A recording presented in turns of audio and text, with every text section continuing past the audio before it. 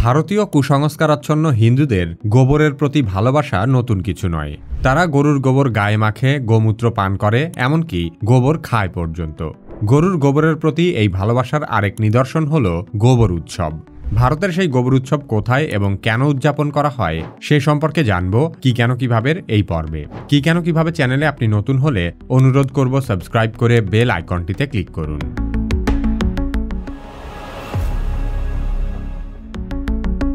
দক্ষিণ ভারতের কর্ণাটক রাজ্যে অবস্থিত গোমাতাপুরা নামের এক প্রত্যন্ত গ্রামে এই গোবর উৎসব উদযাপন করা হয়। গ্রামবাসীর বিশ্বাস, তাদের দেবতা বীরবার স্বামী এই গোবর থেকেই জন্ম নিয়েছিলেন। তাই তারা গোবর দিয়ে হোলি খেলে এই উৎসব উদযাপন করে। উৎসবের 6 মাস আগে থেকে গ্রামের লোকেরা গরুর গোবর সংগ্রহ করতে থাকে এবং দীপাবলির শেষে একে অপরের দিকে গোবর ছুঁড়ে মেরে ও গায়ে মেখে উদযাপন করে। স্থানীয়রা বলে, প্রতিদিন অল্প পরিমাণে গোবর খেলে তা ক্যান্সার নিরাময় করে বা ক্যান্সারের ঝুঁকি কমায়, সেই সাথে রোগ প্রতিরোধ ক্ষমতাও বাড়ায়। তাদের মতে এটি বৈজ্ঞানিকভাবে পরীক্ষিত। যদিও গ্রামের অন্যরা জানায় কেবল ওই একজন মানুষই গোবর খাওয়ার চর্চা করে।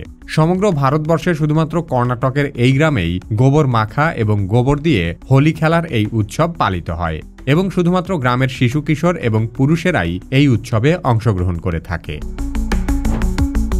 গ্রামবাসীর মধ্যে এক লোকবিশ্বাস প্রচলিত আছে যে এই গোবর থেকেই তাদের দেবতা আবির্ভূত হয়েছিল। অতীতে একবার এই জায়গায় প্রচুর গোবর পাওয়া গিয়েছিল এবং একদিন হঠাৎ করে গোবরের মধ্য থেকে তাদের দেবতার একটি মূর্তি পাওয়া যায়। তারপর তাদের দেবতা গ্রামের প্রবীণদেরকে স্বপ্নের মাধ্যমে গোবরের স্তূপে উৎসব করার আদেশ দেয়। সেই থেকে গোবরকে তারা আশীর্বাদ স্বরূপ মনে করে। গ্রামবাসীর দৃঢ় বিশ্বাস, যারা এই উৎসবে অংশগ্রহণ করে তাদের ত্বকের রোগ সহ যে কোনো সমস্যা দূর হয়ে যায় এবং তারা আরও সুস্থ হয়ে ওঠে। তাদের মতে গোবর উৎসবে অংশগ্রহণকারীদের যদি সন্তান লাভের আকাঙ্ক্ষার মতো অন্য কোনো ইচ্ছা থাকে তবে তাদের ভগবান সেই ইচ্ছাও পূরণ করে। গোমাতাপুরা গ্রামে প্রায় 300 বছর ধরে এই গোবর উৎসব পালিত হয়ে আসছে। স্থানীয়দের মতে এই উৎসবটি একটি অলৌকিক ঘটনা, কারণ যারা এতে অংশগ্রহণ করে তাদের নাকি কোনো চর্মরোগ হয় না। তবে গোবর নিয়ে উন্মাদনা শুধু দক্ষিণ ভারতের এই গ্রামেই নয়, বরং সমগ্র ভারতেই কম বেশি রয়েছে। কারণ হিন্দু ধর্মে গরুর গোবরকে পবিত্র বলে মনে করা হয় এবং কথিত আছে কোনো জায়গা পবিত্র ও বিশুদ্ধ করার ক্ষমতা গোবরের মধ্যে রয়েছে। গোবর উৎসব শুরুর আগে থেকে গ্রামের বিভিন্ন জায়গায় গোবর জমা করা হতে থাকে। এসব গোবরের স্তূপের উচ্চতা প্রায় 20 ফুট পর্যন্ত হতে পারে। গোবর উৎসবের সকাল থেকে গ্রামের কেন্দ্রস্থলে ট্রাকে করে বিপুল পরিমাণ গোবর এনে জমা করা হতে থাকে। ছোট ছোট শিশুরা সকাল থেকেই একে অপরের গায়ে গোবর ছোড়ার মাধ্যমে উৎসবের আনন্দ শুরু করে দেয়। তবে আনুষ্ঠানিকভাবে এই উৎসবের সূচনা হয় গোবর পূজার মাধ্যমে। দুর্ভাগ্যজনক হলেও সত্য, ভারতের জনগণ গোবর শুধু খায় আর গায়েই মাখে না, পুরোদস্তুর গোবরের পূজাও করে। তারপর দিনভর চলে গোবরের স্তূপে নেমে অমানবিক উন্মাদনা। তারা হয়তো ধর্মীয় বিশ্বাস থেকে এই কাজটি করে, কিন্তু কোনো সুস্থ স্বাভাবিক মানুষের কাছে এর চেয়ে ঘৃণ্য দৃশ্য আর কিছু হতেই পারে না।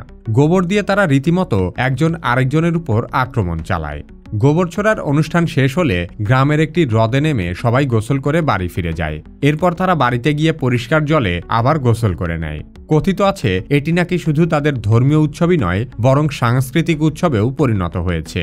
সে কারণে স্থানীয় কিছু তথাকথিত মুসলিমও নাকি এই গোবর উৎসবে সামিল হয়।